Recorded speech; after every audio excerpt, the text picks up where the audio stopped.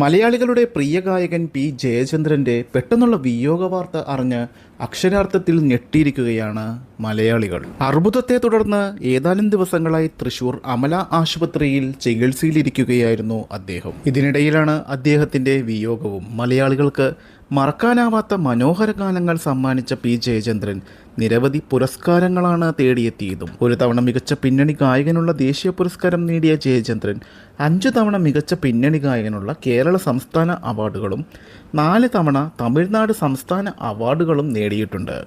തൃപ്പൂണിത്തുറ കോവിലകത്തെ രവിവർമ്മ കൊച്ചനിയൻ തമ്പുരാൻ്റെയും ചേന്നമംഗലം പാലിയം തറവാട്ടിലെ സുഭദ്രക്കുഞ്ഞമ്മയുടെയും 3ാമത്തെ മകനായി 1944 ജയചന്ദ്രൻ ജനിച്ചത്. പിന്നീട് ഇരിഞ്ഞാലക്കുട പാലിയത്തേക്ക് താമസം മാറുകയായിരുന്നു അദ്ദേഹം. കുട്ടിക്കാലത്ത് കുറച്ചു കാലം ചെണ്ടയും പിന്നീട് മൃദംഗവും അഭ്യസിച്ചു.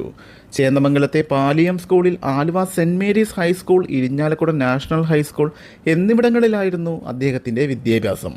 1958 ആദ്യ സംസ്ഥാന സ്കൂൾ യുവജനോത്സവത്തിൽ ജയചന്ദ്രന് മൃദംഗത്തിൽ 1ാം സ്ഥാനവും ലളിതഗാനത്തിൽ 2ാം സ്ഥാനവും ലഭിച്ചിരുന്നു എന്നതും മലയാളികൾ ഓർക്കുന്നു. മലയാള സിനിമയിൽ നിന്ന് തന്നെ അദ്ദേഹത്തിന് നിരവധി പുരസ്കാരങ്ങളാണ് നേടാൻ ആയത്. ഏകദേശം 10,000-ലധികം ഗാനങ്ങളാണ് അദ്ദേഹം ആലപിച്ചത് എന്നാണ് കണക്കുകൾ പ്രകാരം പറയുന്നത്. എന്തു തന്നെയാണെങ്കിലും മലയാള സിനിമയ്ക്ക് തീരെ ദുഃഖം തന്നെയാണ് അദ്ദേഹത്തിൻ്റെ ഈ വിയോഗം. ഏകദേശം 6:30 മണിയോടുകൂടി അദ്ദേഹം നാരങ്ങമിഠായി കഴിക്കണം എന്ന് ആവശ്യപ്പെടുകയും അതിന് പിന്നാലെ അദ്ദേഹത്തിന് നാരങ്ങമിഠായി കൊടുക്കുകയും ചെയ്തിരുന്നു.